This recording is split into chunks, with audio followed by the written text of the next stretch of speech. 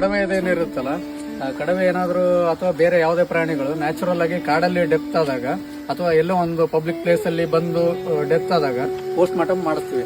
ಅವಾಗ post mortem ಮಾಡುವಾಗ ಎಷ್ಟು ಶಾಕಿಂಗ್ ಆಗಿರುತ್ತಂದ್ರೆ ಒಂದು 60-70% ಅದರಲ್ಲಿ ಇದು ಪ್ಲಾಸ್ಟಿಕ್ ಇರುತ್ತೆ. ಅವರು ಕೂಡ ಡಾಕ್ಟರ್ಸು ಕೂಡ ಏನಿದು ಈ ತರ ಎಲ್ಲಿ ತಿಂತಿದಾವೆ ಇವು ಏನು ಎತ್ತ ಅಂತೇಳಿ ಅವ್ರಿಗೂ ಕೂಡ ಗೊತ್ತಾಗಲ್ಲ, ನಮಗೂ ಕೂಡ ಗೊತ್ತಾಗಲ್ಲ. ಜನಗಳಿಗಂತೂ ಅರ್ಥ ಆಗೋದೇ ಇಲ್ಲ. ಯಾಕಂದ್ರೆ ನಾವು ಎಲ್ಲಂದ್ರಲ್ಲಿ ಪ್ಲಾಸ್ಟಿಕ್ ಬಿಸಾಡ್ತೀವಿ, ಇಲ್ಲ ಏನೋ ಒಂದ್ ಮಾಡ್ತೀವಿ.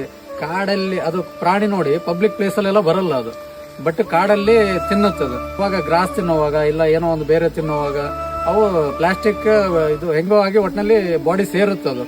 ಸೊ ಹಂಗಾಗಿ ಈಗ ಎಷ್ಟೇ ಎಜುಕೇಟೆಡ್ ಇದ್ರೂ ಕೂಡ ಜನಗಳು ಏನ್ ಮಾಡ್ಬೇಕಂದ್ರೆ ಅಟ್ಲೀಸ್ಟ್ ನೀವು ತಂದಂತ ಪ್ಲಾಸ್ಟಿಕ್ ವೆಹಿಕಲ್ ಅಲ್ಲೇ ಬಂದಿರ್ತಾರೆ ಆಲ್ಮೋಸ್ಟ್ ಎಲ್ಲರೂ. ತಮ್ಮದೇನು ಡಿಕ್ಕಿಯಲ್ಲಿ ಇರುತ್ತಲ್ಲ, ಡಿಕ್ಕಿಯಲ್ಲಿ ಪ್ಲಾಸ್ಟಿಕ್ ಅನ್ನ ಇಟ್ಕೊಂಡು ನಿಮ್ಮ ಮನೆ ಹತ್ರನೋ